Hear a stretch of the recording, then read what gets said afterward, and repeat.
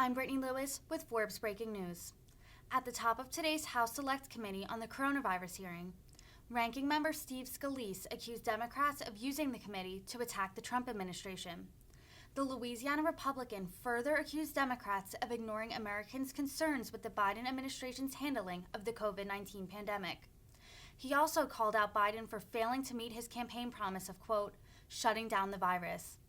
Scalise pointed out that more Americans have died from the virus under Biden than Trump. He also further accused the CDC of coordinating with the United Federation of Teachers on COVID-19 restrictions and causing school shutdowns, which Scalise considers unnecessary and harmful. Let's take a listen. To the ranking member for his opening statement. Thank you, Mr. Chairman, and also I'd like to thank our witnesses who we'll be hearing from shortly, and especially want to thank Mr. Dodaro for his almost 50 years of continued service over at the GAO. This hearing should be about the political interference with science that is well documented under the Biden administration. Unfortunately, my colleagues on the other side of the aisle continue to use this subcommittee for political purposes as a poorly failed attempt to continue attacking the Trump administration, which, by the way, has been out of office for more than 15 months. The American people have serious questions about what is happening in the Biden administration, but the Democrats on this subcommittee continue to ignore these concerns or are simply shielding their political allies from accountability. During his campaign, President Biden promised repeatedly that his administration would follow the science on COVID. He also said he would, quote, shut down the virus. Sadly, we have seen these hollow promises broken over and over again, including dramatically more deaths from COVID under President Biden's tenure, with also 3 proven and effective vaccines that he had when he walked in the door. Democrats on this subcommittee time after time called for a national plan, but have allowed this president to punt his responsibility to the states. Where are the voices on the left calling out this hypocrisy?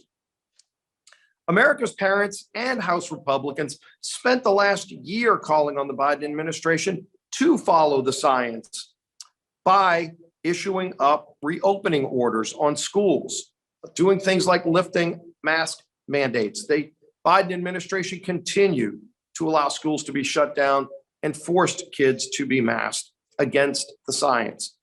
Surely, if our Democrat colleagues took their oversight responsibilities more seriously, we would uncover more examples of political influence by the Biden administration.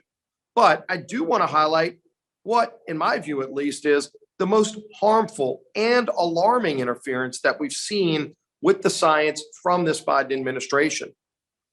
It has been uncovered that the Biden administration officials injected political interference into the CDC's school reopening guidance in 2021. Documents and testimony prove that contrary to the CDC's longstanding practice of keeping draft guidance documents confidential, senior agency officials, including the CDC director herself, shared secretly those draft documents of school guidance with the American Federation of Teachers, a political union with no scientific expertise, but with a history of donating tens of millions of dollars to Democrat campaigns. After reviewing the draft, the union staff asked Director Walensky to install a trigger, as they put it, in the guidance to make it easier for union bosses to shut down schools. The CDC obliged. They went along with the union boss's request by changing the science. And what happened? Thousands of schools across the country remained closed throughout the 2020 and 2021 school year. The damaging edits by union bosses effectively locked millions of children out of their classrooms, causing serious long-term academic and mental harm to millions of children.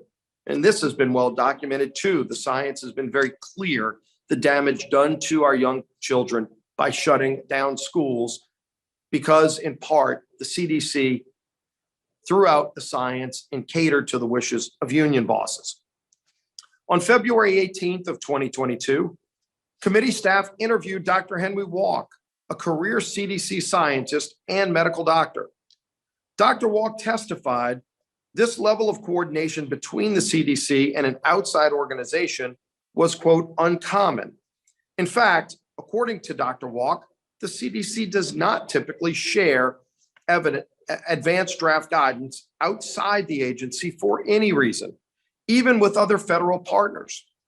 This was reaffirmed during a staff level briefing with the CDC on March 2nd of 2022. This is political interference with the science, plain and simple. The Biden administration abandoned medical science and replaced it with political science, all to give one of their largest donors unprecedented influence, which ended up harming millions of young children in the process. This happened despite the fact that we learned way back in the summer of 2020 that many schools did follow the science and safely reopened. The evidence is clear. Keeping schools closed harmed kids. Now we can see that student learning loss due to remote or hybrid learning is astronomical. In addition, the impact on their social and emotional well-being is incredibly alarming as well. The child suicide rates are surging, and the Surgeon General has declared a youth mental health crisis. This is just one example of how President Biden has failed to follow the science relating to COVID. Playing politics with public health policy, as the Biden administration has done, harmed millions of American kids and seriously undermined America's trust in our public health institutions. It is interesting to note that Democrat examples that we've seen regarding political interference by the Trump administration involve things like looking to the First Amendment to protect free speech in our churches. Yes, that was something the administration looked at because even during a pandemic, the Bill of Rights is not discarded, though we've seen many in the Biden administration try to discard the Bill of Rights, including just recently, 2 weeks ago, when the courts overturned the Biden administration on their illegal mask mandate on planes. You can be at a football game with 100,000 people screaming without a mask, but the Biden administration was still is trying to force people on planes to have to wear masks. The option's there. They wear 2, 3, 4 masks if they want. It shouldn't be mandatory. And a federal judge just made that clear. The Biden administration, by the way, is trying to reverse that. But when you look at an example that I gave of what the Biden administration did to go around science, it involved catering to union bosses to undermine the learning ability of our children.